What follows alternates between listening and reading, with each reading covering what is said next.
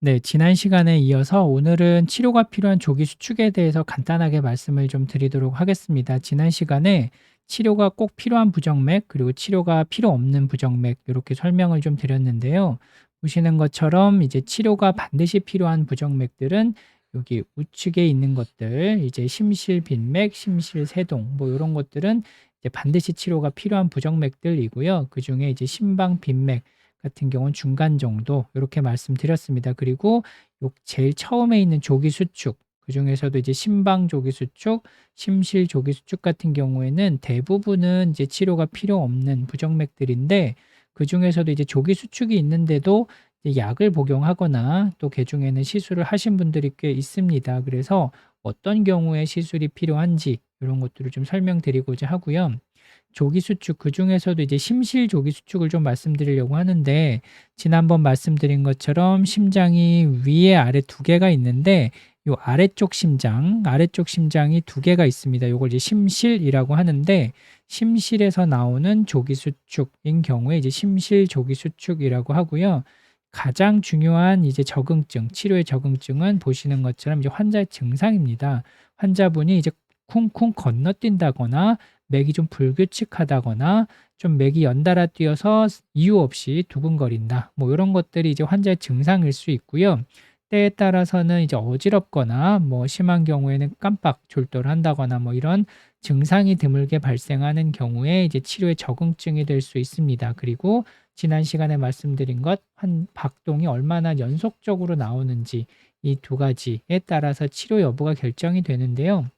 보시는 것처럼 치료의 박동의 연속성이라고 하는 거는 요게 이제 심실 조기 수축의 이제 전형적인 모양인데, 하나씩 쿵쿵 건너뛰는 것이 한 비트씩 나온다 그러면 이제 환자의 증상이 없으면 굳이 치료는 필요 없습니다. 하지만 여기 보시는 것처럼 두 번째처럼 이게 연속적으로 계속적으로 나온다 그러면 요것은 치료가 반드시 필요한 부정맥이 되고요.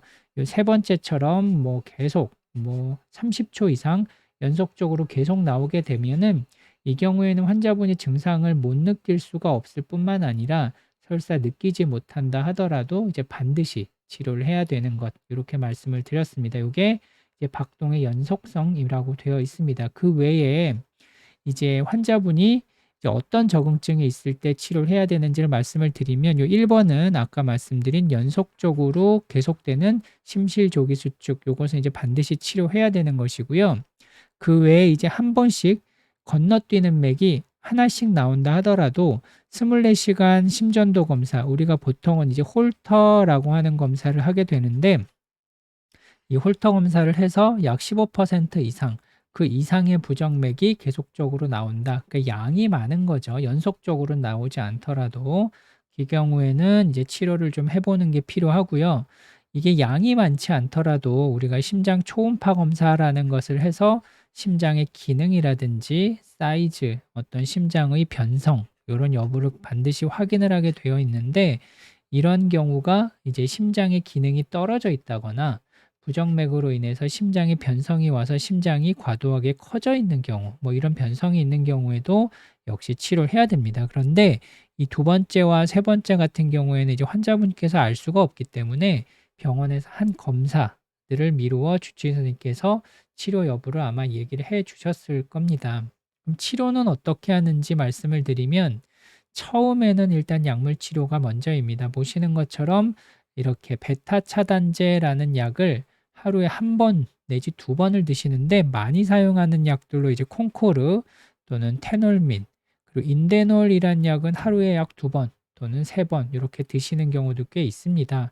그리고 요 조기 수축 또는 부정맥이 어떤 종류냐에 따라서 이제 헤르벤, 그다음에 이솝틴 뭐 요런 것들을 드시는 분들도 있고요. 하루에 한 번 내지 두 번 이렇게 드시는 것이 일반적입니다. 그래서 이런 심실 조기 수축 같은 경우에는 이런 약제들을 썼을 때 대부분은 조절이 잘 됩니다. 그래서 약을 단기간 드시면 증상이 많이 좋아졌다거나 또는 뭐 카페인이라든지 술, 이런 스트레스 이런 것들은 줄이면서 저절로 좋아지시는 분들도 많고, 어떤 분들은 아무런 치료하지 않았는데도 다음번 검사하고 왔을 때 증상이 다 없어져서 좋아졌다, 이러는 분들도 많습니다. 그래서 굳이 치료를 하지 않아도 대부분은 좋아지지만, 이렇게 반드시 치료해야 되는 적응증인 경우에는 1차적으로는 요런 약제들을 먼저 써보게 되고요.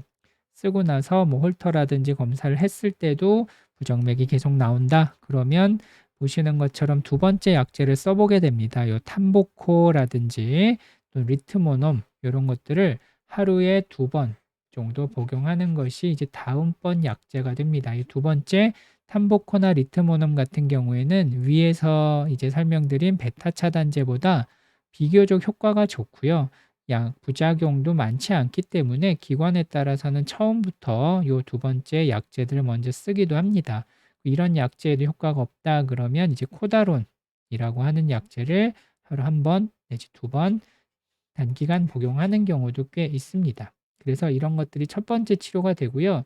이런 치료를 했음에도 불구하고 요 심실 조기 수축이 계속 나온다라고 하면 그다음에 이제 시술적인 치료를 고려하게 되는데 시술적인 치료는 여기 지난번에도 계속 말씀드렸지만 이제 전극 도자 절제술 요것들을 하시는 것이 일반적인 방법입니다. 그래서 부정맥이 나오는 세포를 찾아서 이렇게 전기로 태워서 제거하는 겁니다. 그래서 부정맥이 나오는 세포를 태워서 제거를 하게 되면 그 다음에는 이제 약제를 끊는 경우가 많고요. 치료 성공률은 대략 한 90% 내외이기 때문에 크게 이제 걱정은 안 하셔도 될 것 같습니다. 하지만 이제 심실 조기 수축이 나오는 위치, 세포가 나오는 위치가 상당히 드문 위치거나 깊은 곳에 나오거나 그러면 이 90%라 하더라도 재발하는 경우가 있습니다. 이제 한 10% 안에 드는 경우라고 볼 수 있겠죠. 그런 경우에는 시술 이후에도 약물 치료를 병행하거나 또는 이제 재시술을 하시는 경우도 한 10% 내외 있습니다. 시술의 위험성은 우리가 심방세동에서 말씀드렸던 여러 가지 부작용들이 동일하게 나올 수 있는데 최근에는 뭐 3D라든지 3차원 시술 방법이라든지 이런 게 나오면서 많이 줄어드는 것이 현실입니다. 그래서 실제 환자분 케이스고요. 보시는 것처럼 이렇게 부정맥이 나오는 부분을 찾아가지고 여기 하얗게 점이 찍혀 있는 부분들이 전극도자절제술을 통해서 부정맥이 나오는 세포를 찾아서 이렇게 태워서 없앤 부분이고요. 그 이후에는 환자분이 약을 조절해서 끊고 부정맥이 안 나왔던 사례들도 꽤 있습니다. 그래서 정리를 해드리자면 심실조기 수축이라고 하는 경우는 대부분은 이제 치료가 필요 없는 경우가 제일 흔합니다. 하지만 환자분들이 증상이 심하거나 또는 연속적으로 계속 나오는 경우에는 치료가 필요하고요. 그렇지 않더라도 심장 초음파상에서 기능의 저하가 있거나 또는 심장에 변성이 있어서 심장의 크기가 큰 경우 이제 치료가 오타가 있네요. 치료가 필요한 경우가 있습니다.